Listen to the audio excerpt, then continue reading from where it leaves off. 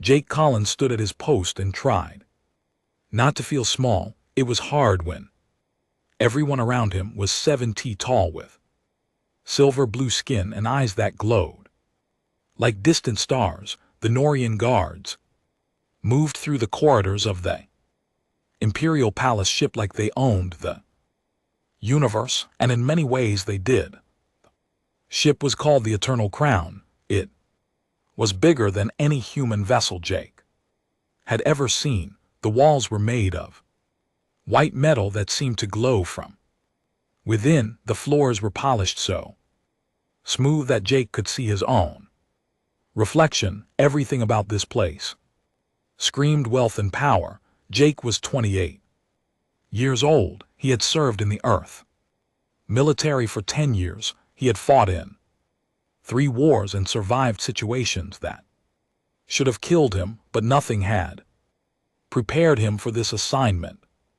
3 months ago, Earth and the Norian Empire had signed a historic alliance. As part of the agreement, human soldiers were assigned to serve alongside Norian guards. It was supposed to show unity between the two species. Jake knew the truth. The Norans wanted to study humans up close. They wanted to see if these small creatures from a harsh world were really as interesting as the reports claimed. There were 3 humans on the ship, Jake and 2 others named Peter and Danny. They were assigned to the security detail of Princess Empress Valeria Theory. She was the heir to the Norian Empire. Her mother had died 2 months ago, and now Vali was traveling to her home world for the coronation ceremony. The Norian guards did not hide their feelings about the humans. They looked at Jake the way a person might look at a pet that had learned to walk on 2 legs, amusing but not to be taken seriously. Jake did not care what they thought. He had a job to do. He would do it until someone told him to stop. The door at the end of the corridor opened and Princess Empress Vali stepped out. Jake straightened his posture even more, if that was possible. Bolero was beautiful in the way that alien things were beautiful. She was tall and graceful with skin the color of a winter sky. Her hair was white and flowed down her back like water. Her eyes were large and purple, and they held a sadness that Jake recognized. It was the look of someone who had lost everything and was pretending to be fine. She was young by Norian standards, only 80 years old, which was like being in her early 20s for a human. She carried herself with dignity, but Jay could see the uncertainty beneath the surface. 2 Norian guards walked beside her. They were large and proud, their armor gleaming under the lights. They did not look at Jake as they passed, but Vali did. She stopped in front of him. Her guards paused with visible annoyance. "You are the human," she said. Her voice was soft and musical. "Yes, Your Highness," Jake replied.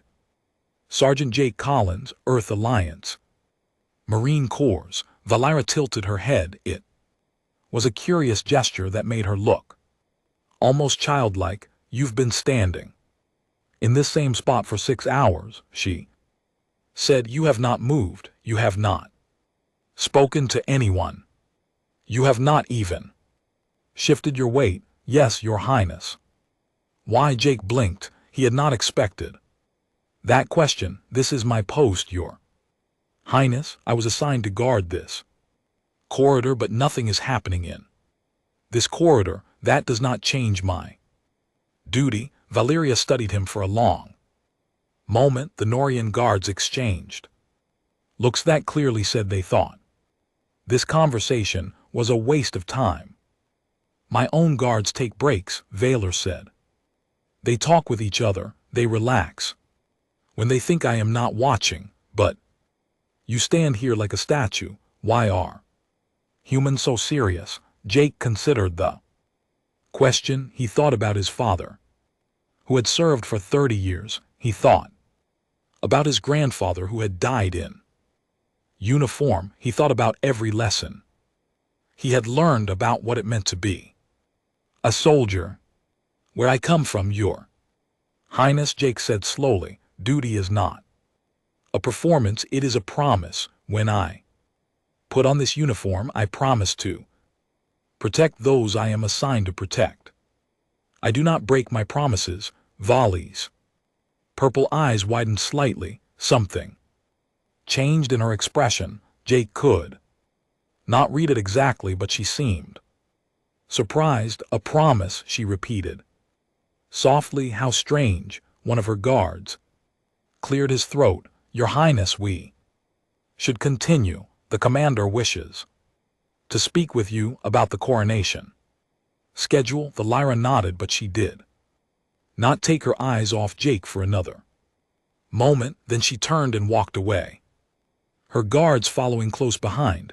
Jake returned to his silent watch. He did not know that it would be one of the last peaceful moments he would have dotted in. Another part of the ship, Commander Zora stood alone in his private quarters. He was the head of the Imperial Guard. He had served the Norian royal family for 200 years. He had protected Valeria's mother. He had watched Valeria grow from a child into a young woman. None of that mattered now. His personal communicator buzzed. He answered it, and a face appeared on the small screen. It was Prince Consort Maven, Vali's uncle. He was a Norian male with cold eyes and a cruel smile.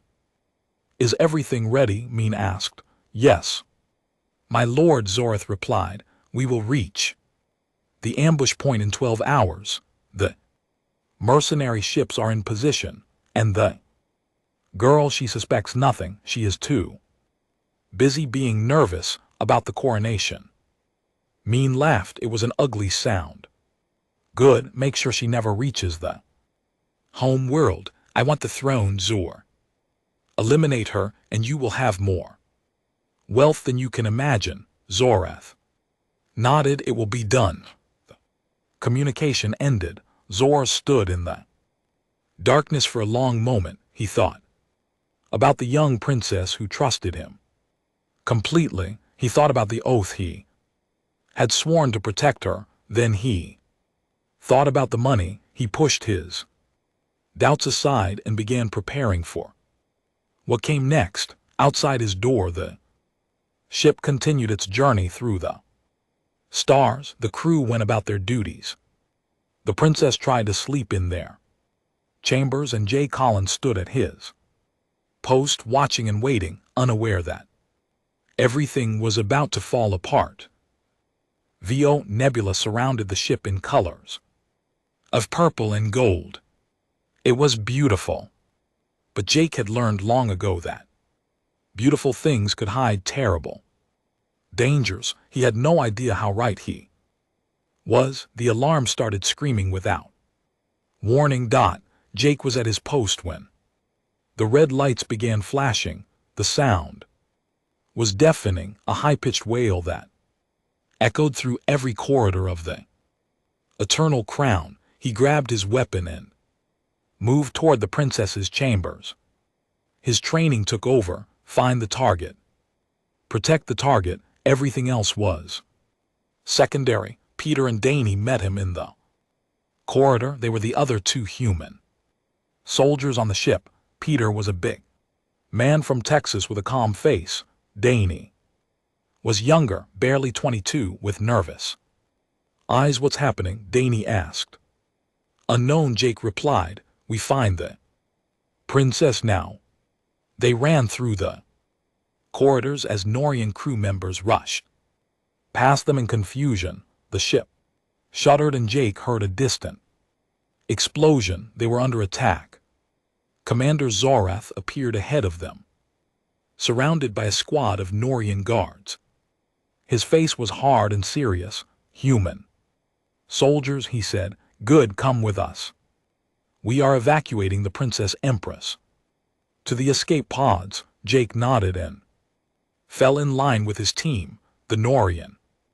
Guards surrounded them as they moved. Through the ship, more explosions rocked. The vessel, through a window Jake saw. Ships emerging from the asteroid field.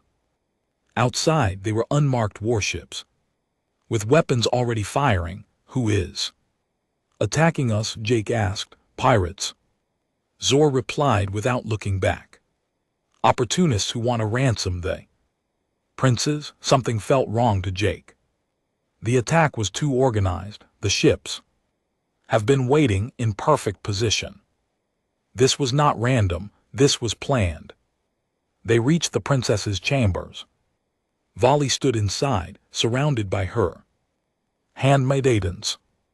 Her face was pale, but she held herself.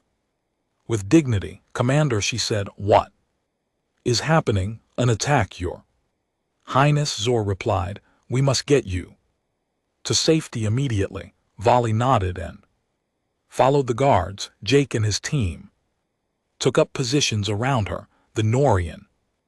Guards moved quickly, leading them. Through corridor after corridor, Jake noticed they were not going toward the main escape bay. He had memorized the ship's layout on his first day. The main bay was to the left. They were going right.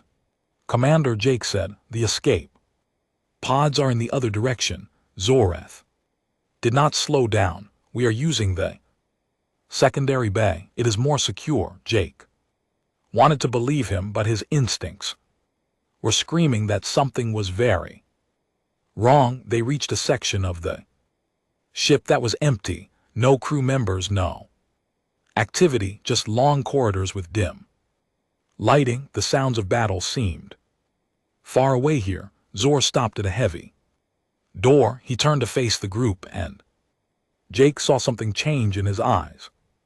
The professional mask slipped and beneath it was something cold and cruel. This is far enough, Zor said. The Norian guards raised their weapons, but they were not pointed at the walls or the doors. They were pointed at the humans. And the princess, Commander, the L's voice was confused. What are you doing? I am sorry, Your Highness, Zor said. He did not sound sorry at all, but you will not be attending your coronation. Prince Consort Maven sends his regards. The LRA's face went white. My uncle, he would not, he would, and he has. The throne will be his by morning. You will simply disappear, a tragic victim of the pirate attack. Jake's hand moved toward his weapon, but 3 Norian guards had their guns aimed directly at his chest. Do not try it, human, Zora said. You are fast, but not that fast. Peter spoke up, his voice steady despite the situation. You don't have to do this. Commander, let the princess go and we can forget. Zoreth made a small gesture. 2 guards fired their weapons. Peter and Danny fell to the ground, dead, before they could make a sound. Valera screamed. Jake did not scream. He did not freeze. He did not beg. He acted. In the split second that the guards were focused on the bodies of his fallen comrades, Jake moved. He was smaller than the Norians, faster, and unlike them, he had been trained to fight in situations exactly like this. He tackled the nearest guard, driving his shoulder into the alien's midsection. The Norian was larger, but Jake had momentum and surprise. They crashed to the ground together, and Jake grabbed the guard's weapon as they fell. The corridor exploded into chaos. Guards fired their weapons, but Jake was already rolling, using the body of the fallen Norian as cover. He fired twice, and 2 more guards dropped. Kill him, Zoreth shouted. Jake grabbed Valera's arm and pulled her toward him. She was frozen in shock, her eyes wide with terror. Move, Jake shouted. Now he saw a maintenance hatch on the Wall, it was small, barely big enough. For a human, the Norans would never fit. Through it, Jake fired his weapon. To keep the guards back, then slammed his fist into the hatch release. The panel slid open. He pushed Valeria through the opening. Go, keep moving, he fired again, then dove through the hatch. Himself, weapons fire scorched the wall. Behind him, they were in a maintenance tunnel. It was dark and cramped, filled with pipes and cables. Jake grabbed Valor's hand and pulled her forward. Crawl, he said, as fast as you can.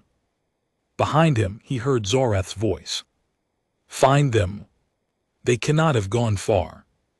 The tunnel twisted and turned. Jake led them deeper into the ship's guts, away from the main carters. The Norian guards tried to follow, but their large bodies could barely fit through the openings. After what felt like hours, Jake found a small chamber where several tunnels met. He pulled Valeria inside and finally allowed himself to stop. She was shaking. Tears ran down her silver blue face. She looked at Jake with eyes that held nothing but confusion and pain. They killed them, she whispered. Your friends, they just killed them.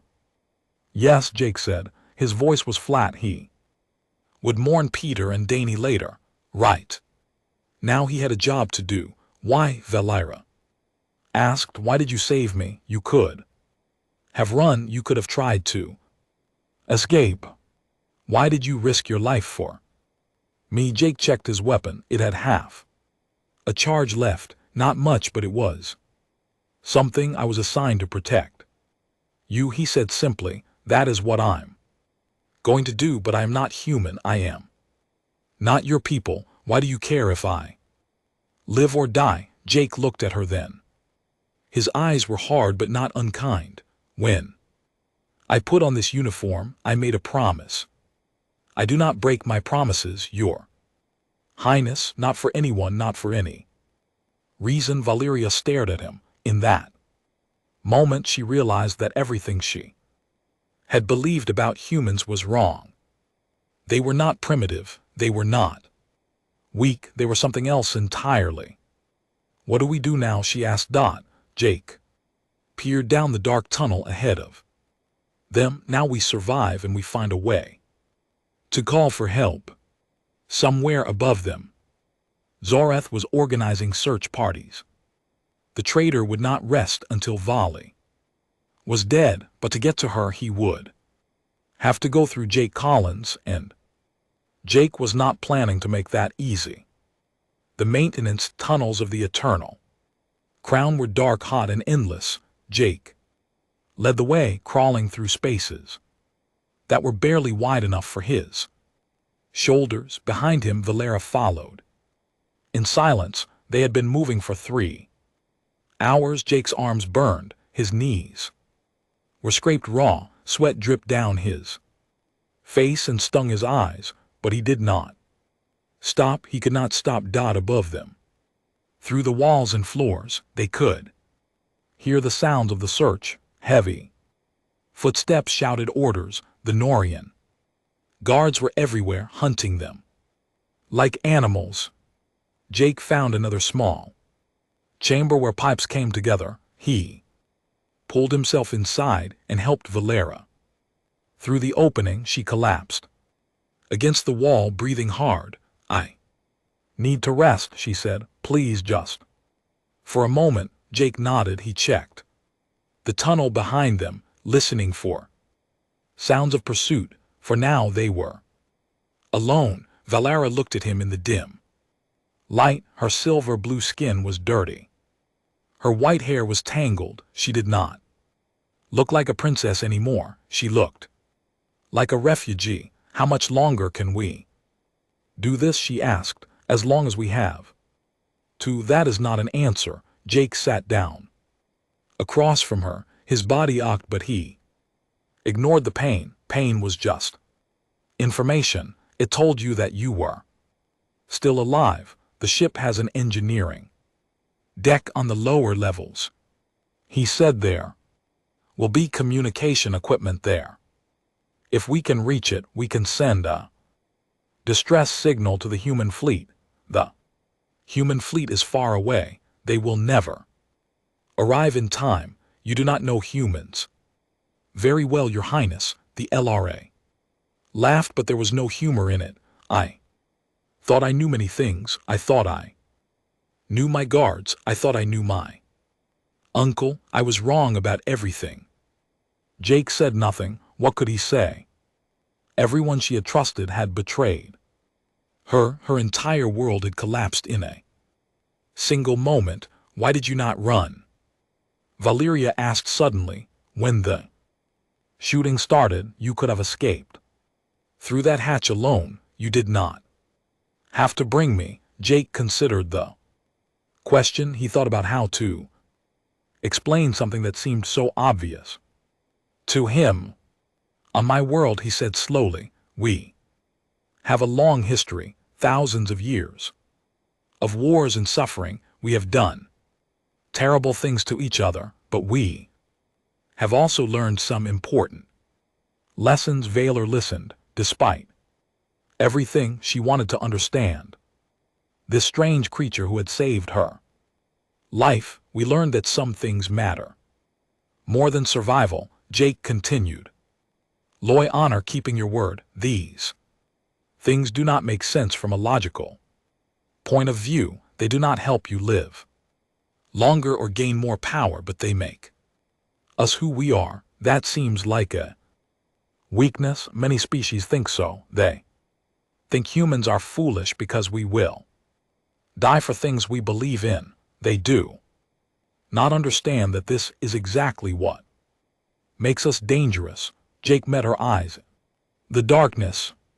I was assigned to protect you. I will protect you until I cannot protect you anymore. That is not a weakness, Your Highness. That is a promise, and humans keep their promises. Valera was silent for a long moment. Then she said, your species confuses me. We confuse everyone, even ourselves. Sometimes, a distant crash made them both freeze. The sound of the search. We're getting closer. We need to move. Jake said. They crawled on through the tunnels. Jake kept them moving downward toward the engineering levels. The maintenance shafts grew narrower and hotter as they descended into the heart of the ship. After another hour, Valera spoke again. How do you keep going? You have not rested. You have not eaten. You have been leading us through these tunnels for hours. How do you not collapse? Jake smiled grimly. Humans are what we call persistence predators. On our world, we hunted by chasing our prey until it could not run anymore. We are not the fastest creatures. We are not the strongest, but we do not stop. We just keep going until the job is done. Until your bodies fail. Until our bodies fail, and sometimes not even then. Valera shook her head in wonder. My people thought humans were weak because you were small and lived such short lives. We did not understand. No one ever does until they face us in a fight. They reached a junction where 4 tunnels met. Jake paused to check his mental map of the ship. Left would take them toward engineering. Right led to a dead end. Ahead was a restricted area he did not want to enter. Ahead, sound came from the tunnel behind them. Movement. Someone was following. Jake pulled Valor behind a large pipe and pressed his hand over her mouth. He raised his weapon and waited. A shape appeared in the darkness. It was a Norian guard, much smaller than the others, probably young and new to his position. He was alone, crawling through the tunnel with a light in one hand and a weapon in the other. The guard never saw Jake coming. Jake moved like a shadow. He struck fast and hard, taking down the Norian before he could make a sound. It was brutal work, close and violent, But Jake did not hesitate. He did not afford to. When it was over, he stood up slowly. His hands were shaking, not from fear but from the release of adrenaline. He looked down at the body of the guard and felt nothing. He had done what he needed to do. Valera stared at him with wide eyes. She had seen violence before, but only from a distance. This was different. This was raw and real. You killed him with your bare hands, she whispered. Yes, he was twice your size. Size does not matter as much as people think, not when you know what you are doing. Valeria looked at Jake differently after that. She saw him clearly for the first time. This was not a small primitive creature from a death world. This was a predator, a survivor, a being shaped by millions of years of struggle and war. And he was on her side. Come, Jake said. We are close to engineering now. They left the body behind and continued their descent. The tunnels grew wider as they approached the maintenance access points to the engineering deck. Jake stopped at a vent and peered through the grate. Below them was a vast chamber filled with machinery. Massive engines hummed with power. Screens displayed ship status and navigation data. And in the corner, Jake saw exactly what he was looking for, a communication terminal. There, he said, we get to that terminal, send a message to the human fleet, and then find somewhere to hide until help arrives. It seems too easy, Valor said. Jake nodded slowly. She was learning. It probably is, he agreed. Zorath knows we need to contact someone for help. He will have guards waiting. Then how do we do this? Jake looked at the terminal, then he looked at the princess, then he began to form a plan. Thought it was not a good plan. It was probably a terrible plan, but it was the only plan they had. We do it the human way, he said. We refuse to die. And we keep fighting until we win. Volley almost smiled. Despite everything, I am beginning to like the human way, she said. Jake removed the vent cover and prepared to drop into the engineering deck below. Whatever happened next, he was ready. He had made a promise, and humans keep their promises. Jake dropped from the vent and landed silently on the engineering deck floor. He scanned the area quickly, his weapon ready. The massive engines hummed around him, providing enough noise to cover small sounds. He reached up and helped Valeria down. She landed beside him, her movements clumsy but quiet enough. The communication terminal was 50 m away.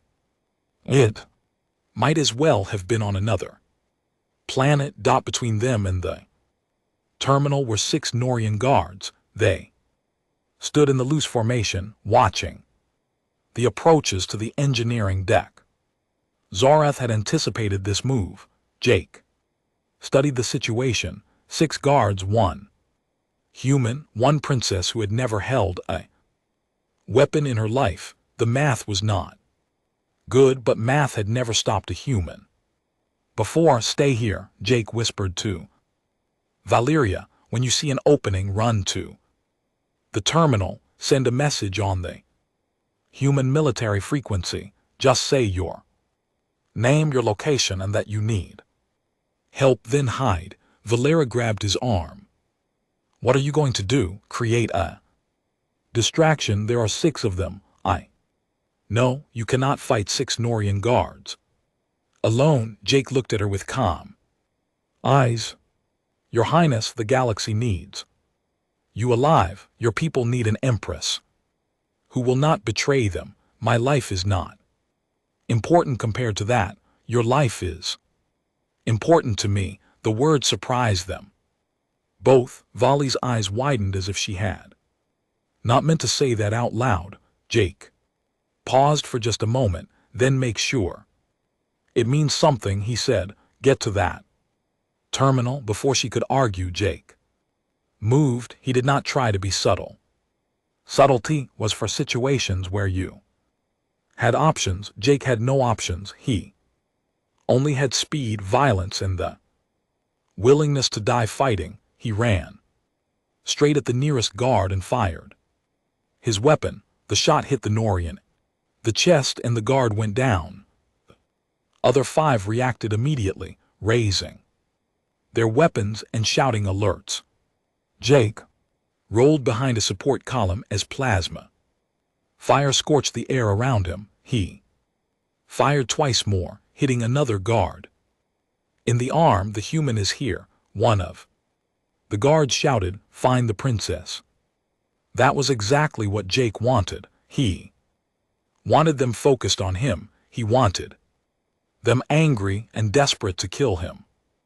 Every second they spent trying to shoot him was a second Valeria had to reach the terminal. He moved through the engineering deck like a ghost, using the machinery for cover. The knowns were larger and stronger, but this environment favored Jake. He could fit through gaps they could not. He could climb equipment they were too heavy to scale. A guard came around the corner, and Jake was ready. He grabbed the Norian's weapon arm and twisted, using leverage against the joint.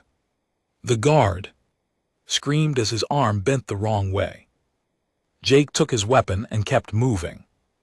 2 guards cornered him near a plasma conduit. Jake made a decision in a split second. He shot the conduit instead of the guards. Superheated plasma sprayed across the deck. The guards threw themselves backward to avoid being burned. Jake charged through the chaos, ignoring the pain as hot metal singed his uniform. He saw Vali running toward the terminal. She was almost there. Then Commander Zorath appeared. He stepped out of the shadows near the terminal, blocking Valer's path. He held the weapon pointed directly at her heart.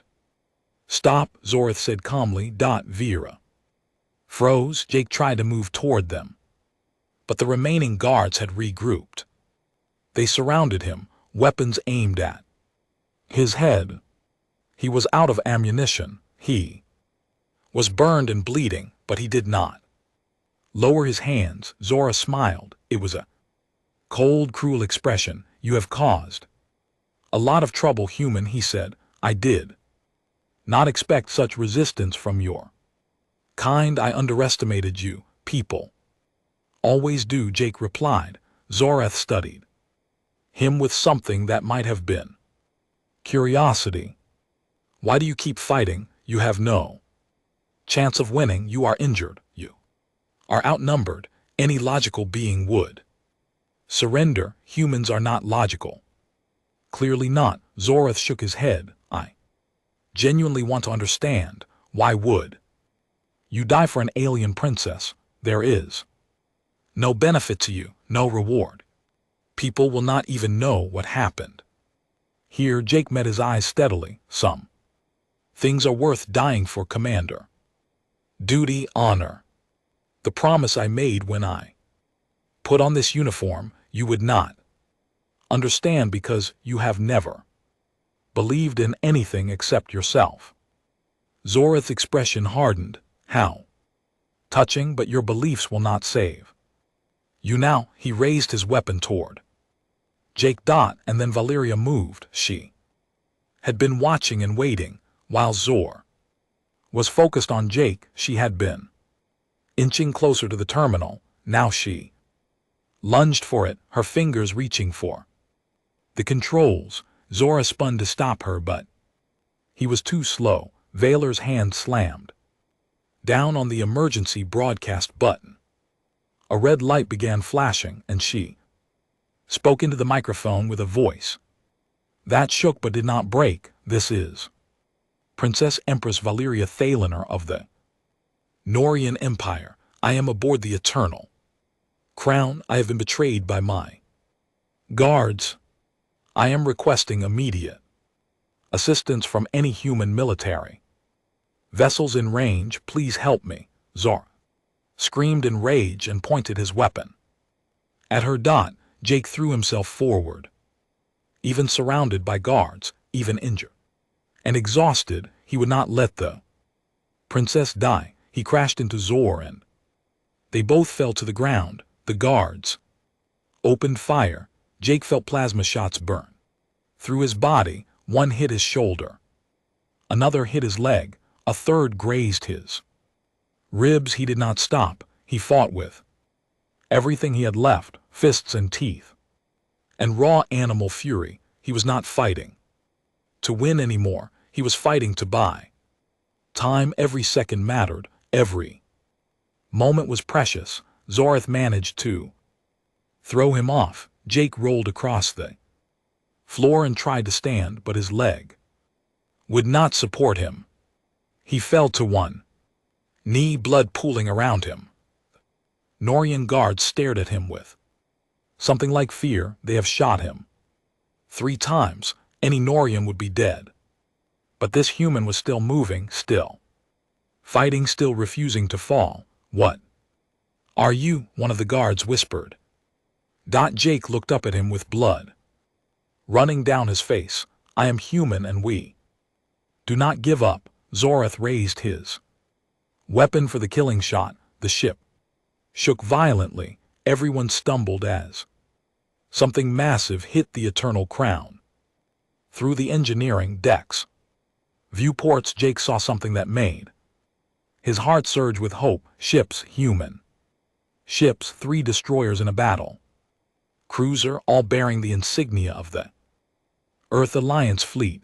A voice crackled over the communication system. It was strong, calm, and absolutely certain.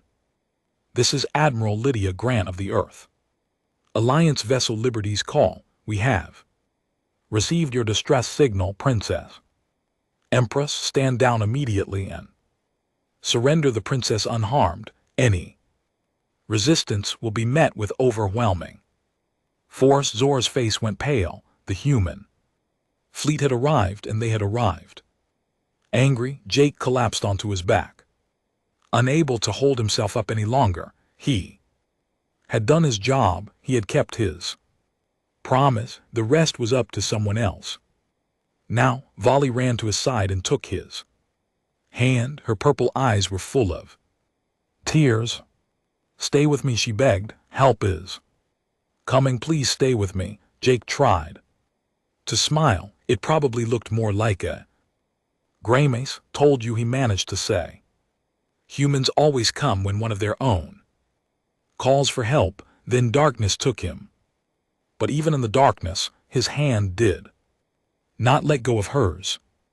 The human marines stormed the Eternal Crown with brutal efficiency. They came through airlocks and breaching pods, moving through the corridors like a flood of armored fury. They did not announce themselves. They did not ask for surrender. They simply arrived and began taking control. Valera watched from the engineering deck as the situation transformed in minutes.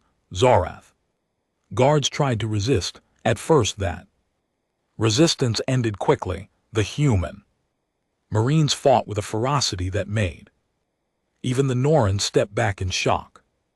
They fight like animals, one of the guards muttered before a marine knocked him unconscious. Zorath tried to escape. He ran through the corridors, looking for any way off the ship, but the humans had sealed every exit. There was nowhere to go. He turned a corner and found himself face to face with Admiral Lydia Grant. She was a woman in her 50s.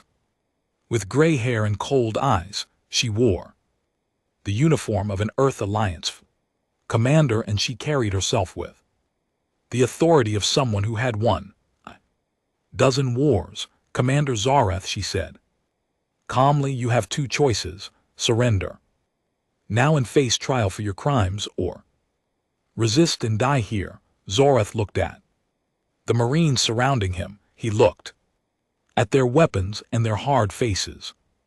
He saw no mercy there. no negotiation. Just certainty. He dropped his weapon and raised his hands. Grant nodded. Slightly. Take him to the BR rig. 2. Marines grabbed Zor and dragged him away. He did not resist. He knew it was over. Admiral Grant made her way to the engineering deck. She found Valera kneeling beside Jake's unconscious body, holding his hand and refusing to leave him. Princess Empress, Grant said gently, we need to get you both to our medical bay. Our doctors are the best in the fleet. Vali looked up. Her face was stained with tears and dirt, but her eyes held something new, something like steel. He saved my life, she said. Everyone I trusted betrayed me, but he saved me. He almost died to protect me. That is what human soldiers do, Your Highness. Why? Vali asked. It was the same question she had asked Jake, but she still did not fully understand the answer. Why would he die for someone he does not even know? Admiral Grant knelt beside her. She looked at Jake's pale face, and her expression softened with pride. When you have seen as many battles as I have, Grant said quietly, you learn something about people. Some fight for money, some fight for power, some fight for survival, but the best soldiers fight for something else entirely. What they fight because they believe in something bigger than themselves. Sergeant Collins believed in his duty. He believed in the promise he made when he joined our military. That belief made him willing to die for you, a stranger from another species. Grant met Vali's eyes. We humans have learned through our long and bloody history that loyalty and sacrifice are the only things that truly matter. Everything else is temporary. Valor was silent for a long moment. Then she said, I want to go with him. I will not leave his side until I know he is safe. Grant nodded. Of course, Your Highness. The medical team arrived and carefully moved Jake onto a transport stretcher. Valera walked beside them, never letting go of his hand. On the human battle cruiser, Liberty's call. The doctors worked for hours to save Jake's life. He had lost a dangerous amount of blood. His wounds were severe. Several times his heart stopped beating each time the doctors brought him back. Valera sat outside the medical bay waiting. She refused food. She refused to sleep. She refused to leave. A young Marine brought her water and sat down beside her. He is tough, the Marine said. I have seen soldiers survive worse. He will make it. How can you be sure? The Marine smiled. Because he is human. We are too stubborn to die when we have something to live for. 12 hours later, Jake opened his eyes. The first thing he saw was Valeria sitting beside his bed. She looked exhausted, but she was smiling through her tears. You are awake, she said softly. Jake tried to speak, but his throat was dry. Valera helped him drink some water. The fleet came, he managed to say. Yes, they came immediately when they received my signal, and Zor in custody. He will face justice for what he has done. Jake relaxed slightly. He had done his job. He had kept his promise. Valera took his hand in both of hers. Her silver blue skin was warm against his pale human flesh. I want you to know something, she said. When I become Empress, I will honor your people in the highest way possible. Not because of your technology, or your weapons, or your power, but because of your hearts, because of the kind of beings you choose to be. Jake looked at her with tired eyes. I just did my duty. No, you did far more than that. You taught me what loyalty truly means. You showed me that there are beings in this universe who will keep Their promises no matter the cost, she squeezed his hand. I will never forget. That 3 weeks later, Princess Empress Valor stood in the grand coronation hall of her home world. Thousands of Norans watched as the crown was placed upon her head, but the true surprise came at the end of the ceremony. Valor raised her hand for silence. The hall went quiet. Today I take my place as Empress of the Norian people, she said. But before I begin my reign, I wish to make my first decree. The nobles leaned forward, curious and uncertain. I hereby establish a new order of protectors, Valera continued.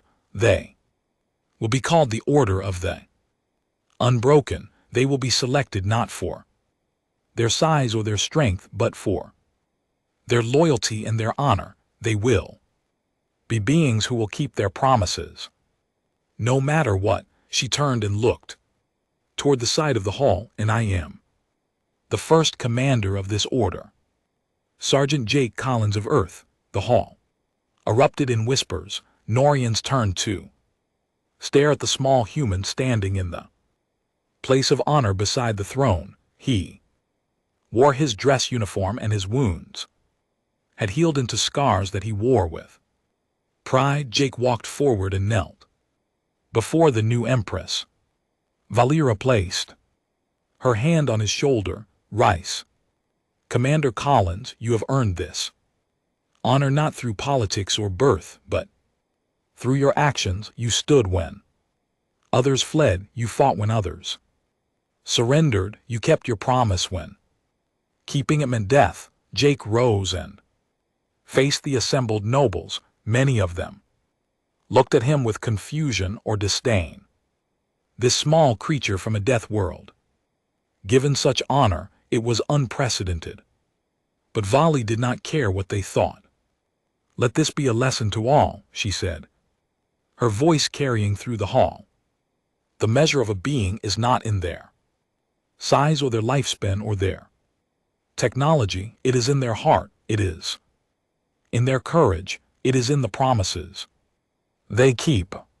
She looked out at her people with the eyes of an empress who had learned the hardest lessons in the worst way possible. The humans are our allies, she declared, and from this day forward they will be honored as the most loyal species in our empire, because they have earned that honor with blood and sacrifice. The hall was silent for a long moment. Then slowly the Norians began to bow their heads in respect, not just to their new empress, but to the human who stood beside her. Years later, the story of Jake Collins spread across the galaxy. It was told in me's and taverns, in throne rooms and refugee camps. The story of the human who refused to abandon his post. The story of the soldier who kept his promise. Story that taught the galaxy a simple truth. Humans were not just survivors of a death world. They were something far more dangerous. They were beings who would die for what they believed in, and that made them unstoppable.